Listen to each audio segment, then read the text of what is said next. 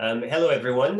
Welcome to the first in our new series of online artist talks, accompanying the forthcoming Glucksman exhibition, Home, Being and Belonging in Contemporary Ireland. At the moment, we're still waiting to hear when the exhibition will open to the public, but thrilled to be able to invite artists to come and to talk about their practice, to talk about their work in the show, and talk about some recent projects here as well. These talks will take place throughout the duration of the exhibition, so there'll be plenty in store in the coming months. I'm also thrilled today to launch the series with a presentation and a moderated discussion with artist Mieke Vanmechelen. Mieke makes films grounded in place using performative and observational methodologies. She's interested in aspects of collective cultural identity that are in danger or under threat of disappearing. Her recent screenings and exhibitions include Home from Home here at the Glucksman, Highlanes Gallery in Drogheda, Cut Log Moving Image SSA plus VAS Open at the Scottish Royal Academy in Edinburgh, RAG FF in New York, Lux Critical Forum Cork Artist Program, Luminous Void Experimental Film Festival in Cork, Wonderground Film Festival and the Verbeek Foundation in Belgium. And her recent awards include the Fire Station Artist Studio Digital Media Bursary Award, Arts Council of Ireland Professional Development Award for 2020, Arts Council of Ireland Film Bursary, Arts Council COVID-19 Crisis Response Award, Kerry County Council Creative Work Development Bursary, Kerry Filmmaker in Residence, and she's been shortlisted for awards including the Miller-Zillmer Foundation Residency, Janet Mallarney Prize, and the Florence Film Awards.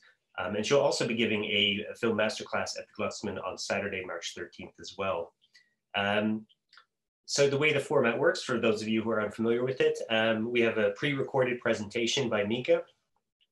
In this case, kind of a slightly different take on it, where she's kind of presents something which is almost more like kind of an experimental film, but which is also quite indicative of her practice, I think. And that will go on for about 25 to 30 minutes. And then we'll link up live with Mieke for discussion and Q&A. You can pose questions throughout using the chat function. And please keep in mind that these talks and conversations will be available to view on the Glucksman YouTube channel afterwards. So without further ado, I'll turn it over to Mieke Vanmechelen. Thank you. My name is Mieke Vanmechelen and I'm an artist working in film and moving image, living in County Kerry. I am interested in conservation and aspects of cultural identity, often collective cultural identity, which are in danger or under threat of disappearing.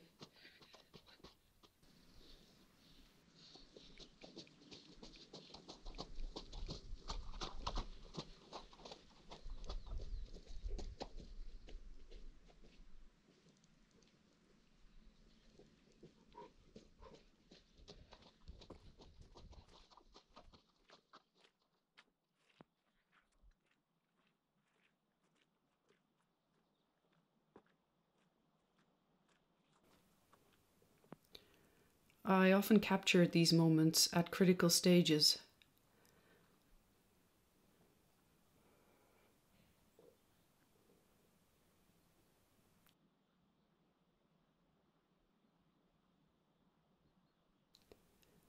While the performative works that I make can be intuitive, happening quite spontaneously, there's always an underlying sentiment or message driving the work forward. And I like to work with people I know or family, people that I feel a connection to, and also that I feel comfortable with.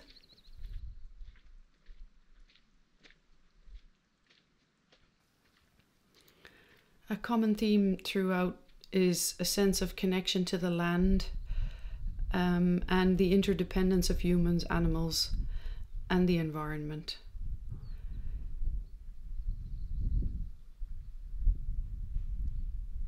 In my work, I explore, I suppose, an imaginative attachment to the past, and also to future generations.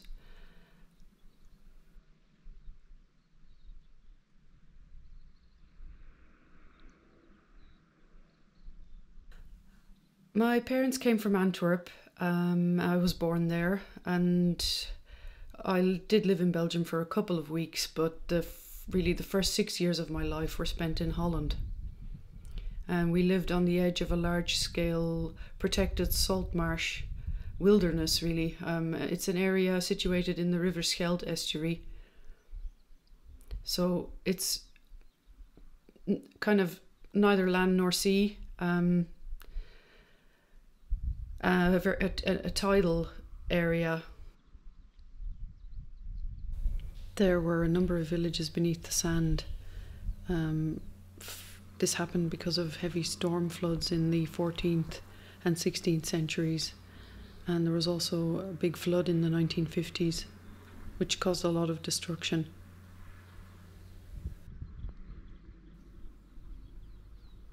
The place I live now is also important from a conservation perspective, and my parents seem to have had a knack of finding places like this. The estuary the farm in Holland where we lived was very, very close to the Belgian border and to the heavily industrialized port of Antwerp. It wasn't a particularly pleasant place to be because it was threatened.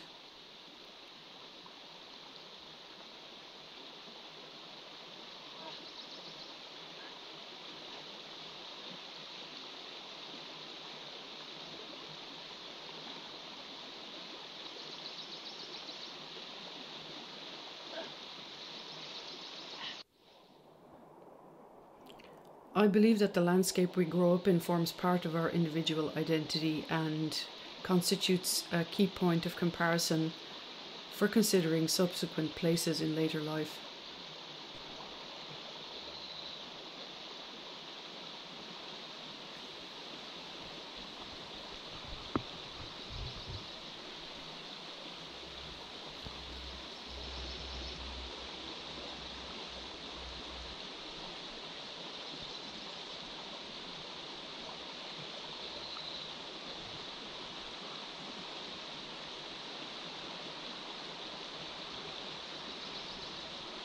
These early experiences have definitely informed how I see and interpret the world, and I believe had an impact on how and why I make work today.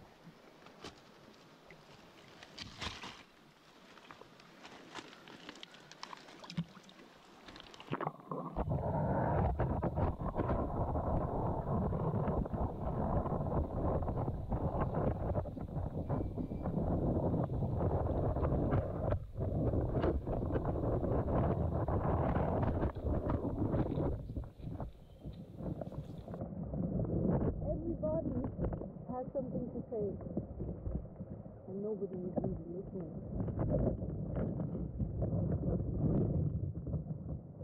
Who are you down there anyway? You, in there, in your little bubble.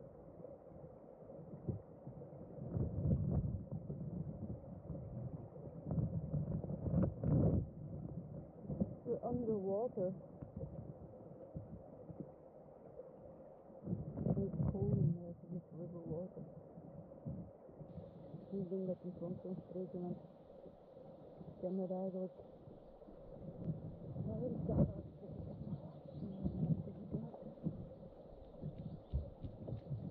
dat denk ik dat ik kan het altijd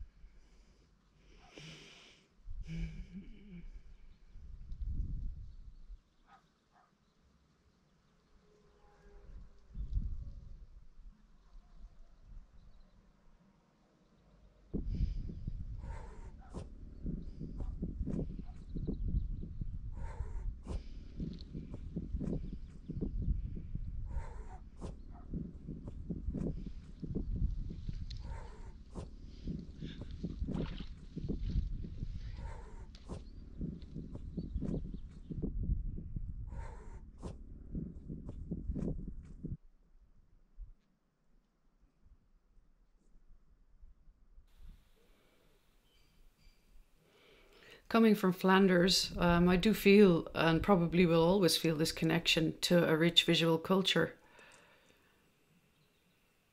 I think it's locked in my DNA somewhere.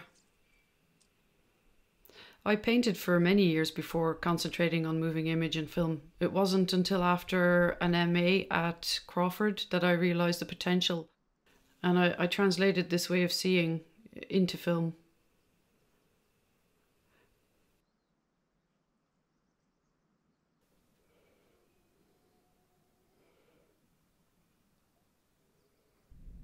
If you ask me who inspires me or if I'm influenced by any particular filmmakers, I would say I admire many artists, not one in particular, and I'm always interested in learning and seeing more.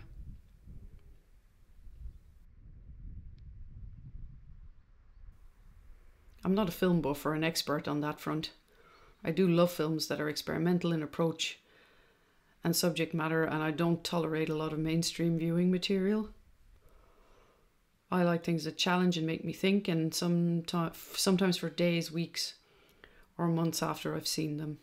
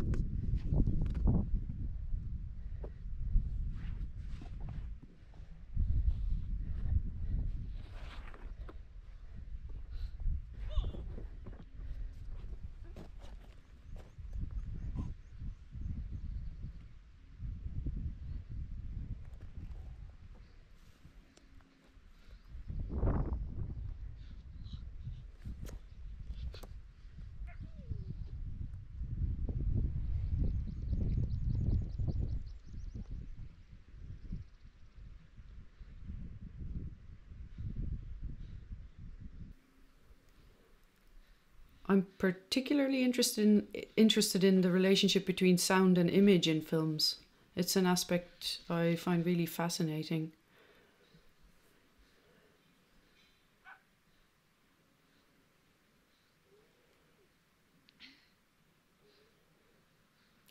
I have found working with a sound artist really rewarding. And with regard to collaborations, I suppose being an artist living in an isolated rural location has meant that I've had to become quite resourceful and resilient. Who hasn't had to become that though in the current situation? I think all artists share that really. I couldn't see myself moving to a city. While I've spent short periods living in a city, it's not something I ever see myself doing. Besides, as a farmer, my sense of place and belonging is also tied to my livelihood, in this case a sheep farm. And I inherited this passion from my father, who was a shepherd in Holland, and later on he became a hill farmer here in Kerry.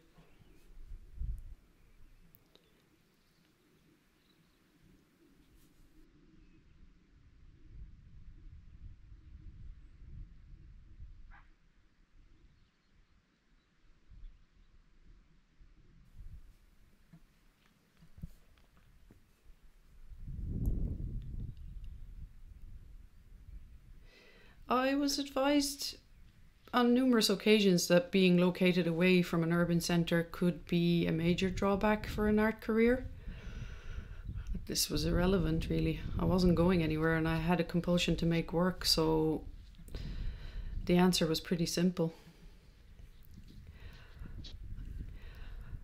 I make a lot of projects alone, but I have been lucky in recent years to have had the opportunity to work collaboratively also.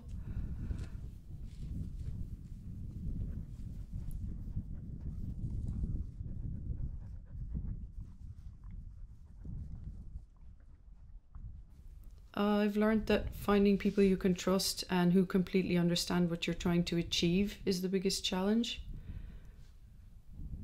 But I'm lucky to have found people like this, and we have a few projects currently in development.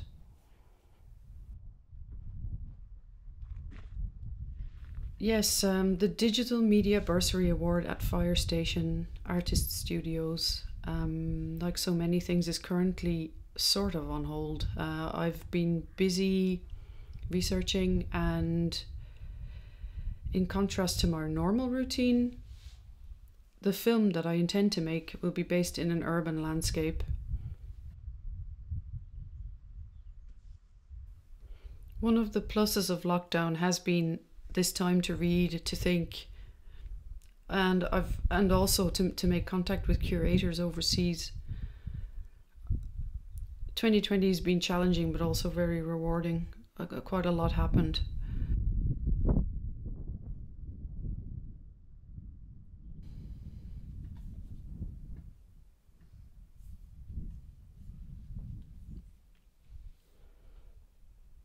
I'd like to add as well that I've been working as the Kerry filmmaker in residence since the end of 2017, and this work involves working with young people throughout Kerry, as well as affording me some time to concentrate on my own work. Being in touch with the next generation is often inspiring and has given me fresh and renewed perspectives.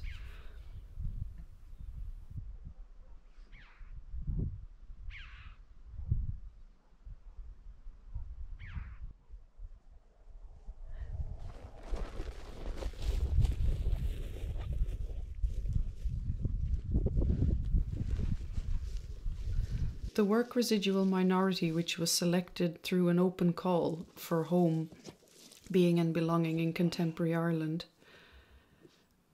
it's a short film I made in 2019. I've been working for some time, for a couple of years actually, on a larger documentary project about the Kerry cow. The Kerry cow is an endangered breed of cow, one of the oldest breeds in Europe. And I actually used to breed Kerry cattle for a time myself.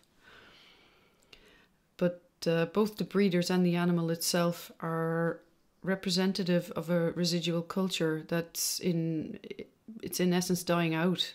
And while Bo, the documentary project, aimed to give these people a voice, Residual Minority was a much shorter, more meditative work. Yeah, hanging here, upside down.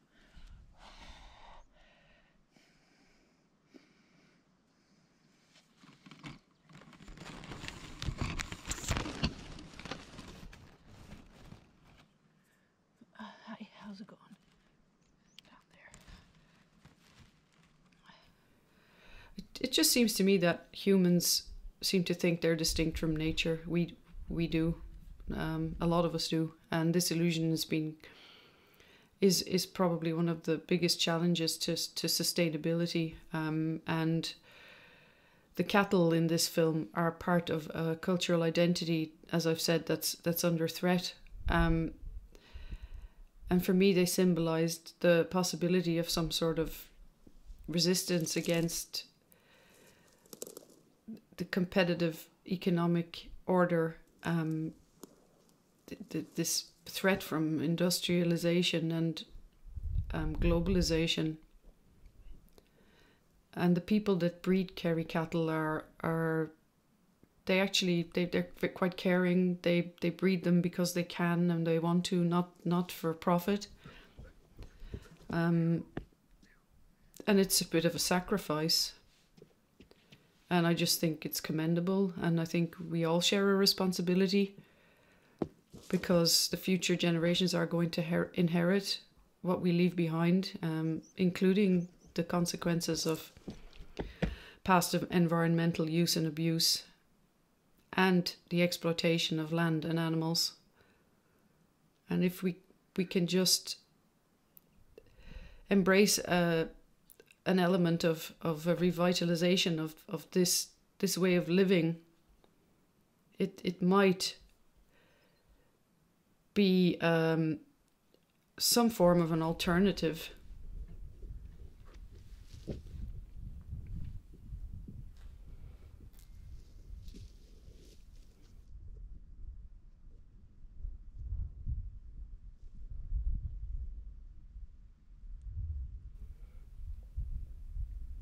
I made the film in black and white because it seemed fitting to represent these images in as pure form as possible.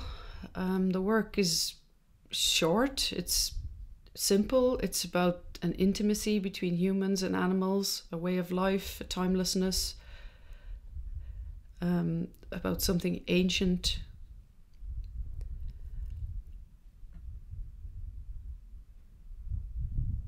And I think it's about, really, at its core, it's about the urgency of the situation and the gravity of the loss we're going to endure.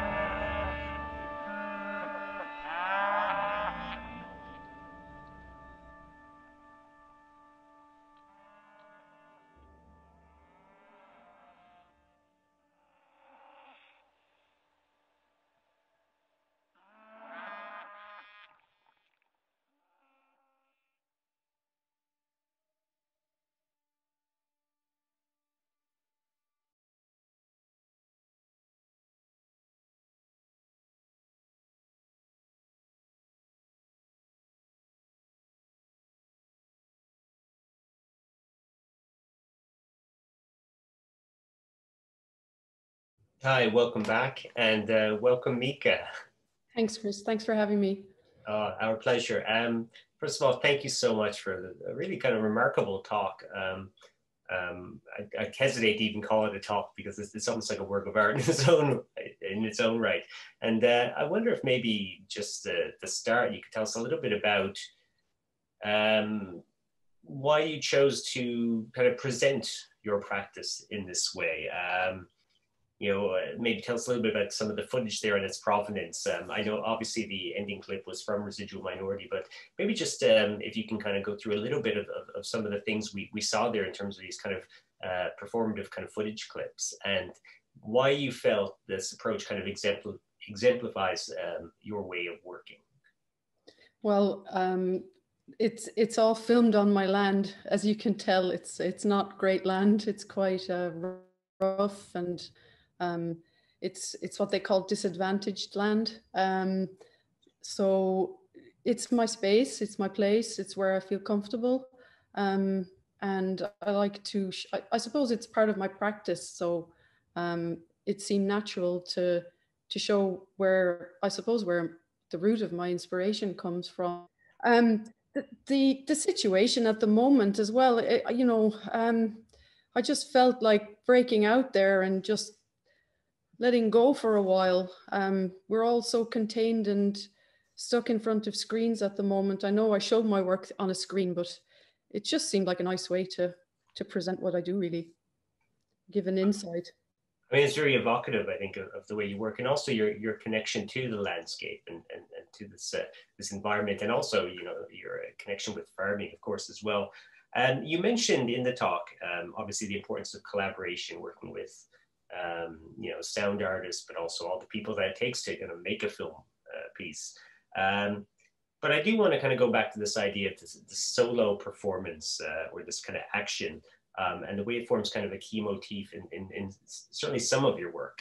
How do you view your own presence and participation as a performer in your film works? And do you see this as kind of connected to notions of kind of self-sufficiency and independence? My own position in my work, yeah, it's something that developed, I suppose. It's been there for a while. It's partly because of where I live and the lack of, I suppose, I'm a solo artist, so it seemed natural to fulfill that role myself. But I've also made work with my mother and with my daughter initially in the beginning, and people that I work with. The one gentleman in particular who I've known for 20 years, who puts fence posts up here for me every now and then. I filmed him. That was one of the first pieces I did while I was on the MA in Crawford.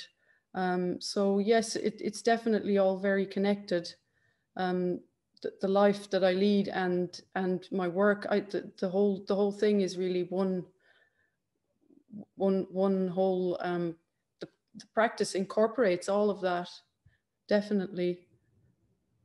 And I mean, do you see that as collaboration as kind of a form of community in that kind of sense? I mean, in terms of kind of working with others, do you have a tendency to kind of go back and like, are there established partnerships there? Or is it a case that you adapt depending on the circumstances of the specific work? There's usually a connection. There's a personal connection of some sort that influences the people that are part of the films that I make.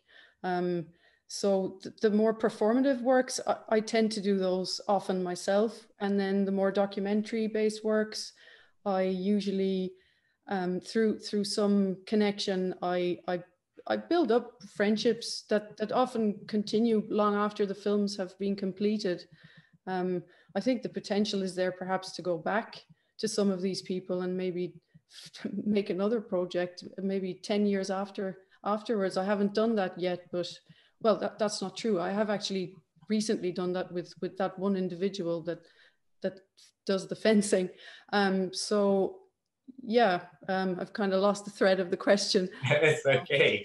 Yeah, but no, there's definitely a relationship, yeah, and a personal connection. And it's there before, and it probably becomes stronger through the whole process and the time I spend with people when I'm working on a film. I have a question here from Lucia Teubler, who says, thank you for a brilliant presentation. You definitely took me into the countryside and what's possible there. Since you were talking about your upbringing in Belgium and the Netherlands, are you still connected with these places professionally, or have you included these places into your work? I'm actually in the process of reestablishing a connection, but I think it's more sort of inherent in what I do. I think there's a connection there, and it may not be evident in what we've just seen so much, but I have made films that definitely have a flavor of maybe the medieval or something about them, you know. And I think it feels quite European, or kind of that it comes from the Netherlands somehow. I mean, certainly in Residual Minority, I mean, I know you didn't really, I guess you didn't really want to talk too much about film influences so much, but there's certainly an aesthetic there that you could connect to, you know, people like Bellatar, for example, you know, this kind of austere, kind of black and white, almost apocalyptic kind of sensibility to it. And I wonder if you could talk about that particular film. I mean, you spoke about it quite eloquently in your presentation, but maybe to elaborate a little bit on this, on maybe its title and its connection to this idea of kind of ecological threat. Is that something you can maybe kind of speak a little bit more about? On the ecological side of it, yeah, and the aesthetic, it just came about quite naturally. But I only recently realized that perhaps there's an element of Thomas Kinsella as Taun in there somewhere. I only thought of that last week when I picked up the book. The ecological side, yeah, because I had those cattle for so long, and I know how ancient they are and how unique and undervalued. I just felt that it was important to, having made the longer documentary and knowing how strongly the breeders feel about the fact that they're dying out. I felt that this work, the shorter work, embodies the same concept, but it's much, perhaps quite condensed, obviously, and more general and more universal, perhaps. And I'd like to obviously sort of perhaps the systems that we're born into, we can't change necessarily, but we can try to have some, you know, as an artist, you can try to have an impact in some shape or form. And I suppose that's what I'm trying to do, you know. I mean, in a related tradition area here, Catherine Callanan has a question, which is, are you more interested in the disappearance of space and place, or does the disappearance of people and methodology traits play a part? Or traditions, I guess, as well. Are you approaching it from, I guess, kind of a geological approach, or is it something that's maybe more anthropological? I think they're all connected, people and place, and I think there is an anthropological element that's in my work, that I haven't consciously gone after, but it just seems to come through.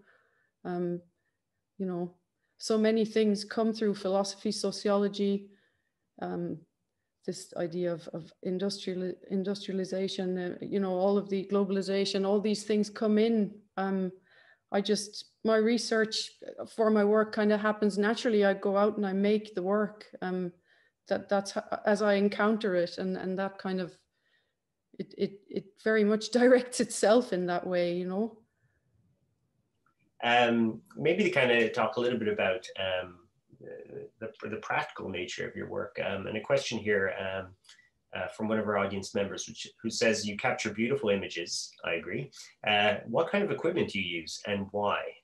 This is the kind of question I think that like filmmakers really enjoy. Easy question. Yeah, anything and everything I can, you know. Obviously the piece that I enjoyed making for this presentation was just a GoPro. They're great little gadgets because they're waterproof and it rains here constantly. I started off with a DSLR, and I've been lucky to be able to buy a good camera a couple of years ago, and I must say it was a game changer. I love my camera. You can do things with a proper film camera that obviously you can't do with a DSLR. It's a whole other universe, and it's taken me a long time to learn how to use it, and there are still things I don't know.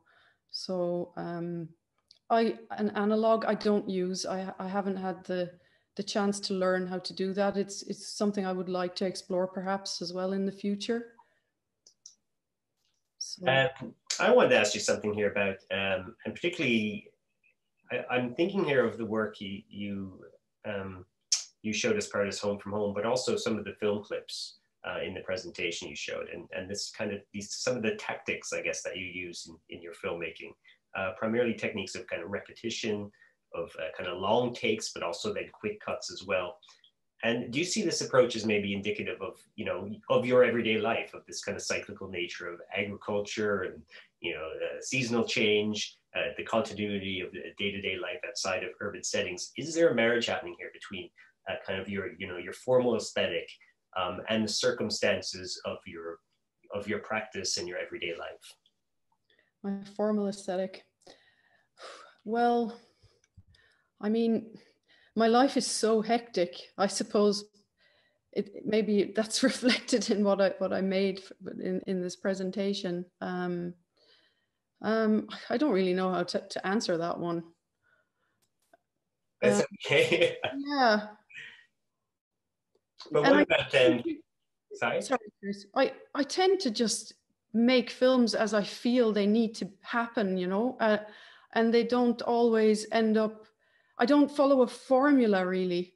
I sometimes I did that this summer. I went outside and I made a film, and I don't know where it came from, and it was completely different to anything I'd ever made before.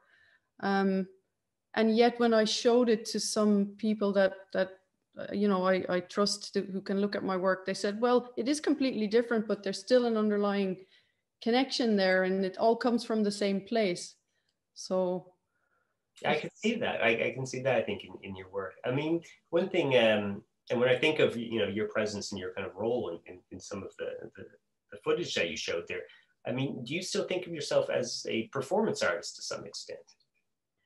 I never really did. I enjoy doing it. I'm not a real performer. I'm quite shy, but I get great pleasure from it, and I like the human in the landscape. I've always enjoyed that dynamic. So yeah, I don't think I'd be good live. Let's put it like that. I think you do it all right. Catherine has always another question, which is, do you see yourself staying with film work, or do you ever see yourself going back to painting? This is something you alluded to in your talk as well, this kind of this background as a painter. I hope when I get old that I will have time to spend in my studio with some canvases. But for the moment, I get a lot of satisfaction from film, and I think I'm happy with that at the moment. But I'll always love painting, and I do intend at some point to still go back to it, yes. And do you find a correlation between the two? I mean, again, I'm thinking you have quite a strong aesthetic in your film work. And I wonder, do you ever find yourself not necessarily applying techniques or anything like that, but is there something in that? I think you also mentioned this kind of Flemish tradition of painting, even in relation to your work or into your formation as an artist. Is that something that you see as maybe having echoes in the films that you've been making? I think so. I think I think my technique in film comes from the painting side of things, definitely. And I do hope that I have some element of the Flemish, visual culture in there. I hope it's there. But yeah, I mean, movement and capturing movement was something I was always trying to do in my paintings. So it's a natural progression, I think. I fell into it quite easily. And as I said, I haven't ever really studied film. So I just go with it. Just and I shoot. I suppose I shoot quite a lot of footage, and you go through it and you pick out the bits that work, and you leave the rest. But that sometimes can, you can revisit sometimes things that you may have thought were were not useful, and they may turn out to be something later as well. So I have quite a lot of hard drives with a lot of data on them. Yeah. I also wanted to ask you just a little bit about the short film that you made for Home from Home, a piece entitled Suspension, which again kind of veered between this kind of, like obviously a film, but had certain kind of performative aspects and played a little bit with kind of, I guess, the technology or the tricks of the camera as well.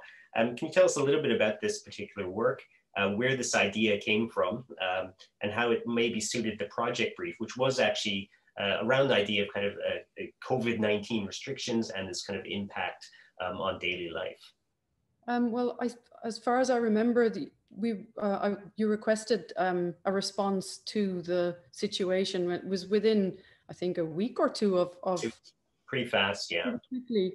So it was a very intuitive response, and it was a really nice thing to be asked to do, because everybody was confused and unhappy and shocked. And so I just took the camera and went up the mountain behind the house, which is my home, and I took one of my children with me. And as usually happens when I'm making a work, I have an idea, something triggers it in my mind, and I went up and I just lay on that rock, making some movements, and came home in the evening and put the footage on the timeline and decided that I had to flip it upside down.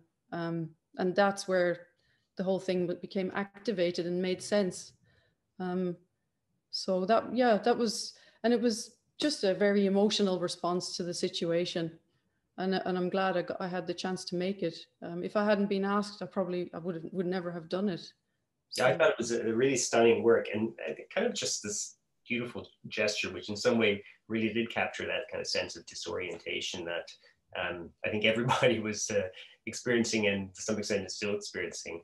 A question here from Vena Nastreka, which is, when you're performing and filming at the same time, you have control of everything yourself. Would you consider someone else recording you while you're performing, and how do you think it would change your work? I don't know if this is a tactic that you do employ, but kind of an interesting position of how does it feel to kind of hand that camera over, and is that something you're interested in? Yes, sometimes I'm not in control of it. All sorts of accidents happen, but handing it over, I don't see why not. But it would probably end up being a family member again, somebody, that, and I definitely wouldn't, I would consider doing that, certainly. And how would it change the dynamic? I'd have to see, I suppose. But it is an interesting question. Yeah. Someone you can trust. Yeah, exactly. Exactly. I think that's about all we have time for this afternoon. But can I just say once again, my warmest thanks, Mieke, for an absolutely fantastic presentation and a chance to kind of discuss some of the aspects of your practice here as well. So thank you so much for that. It was lovely to be a part of this. Thank you.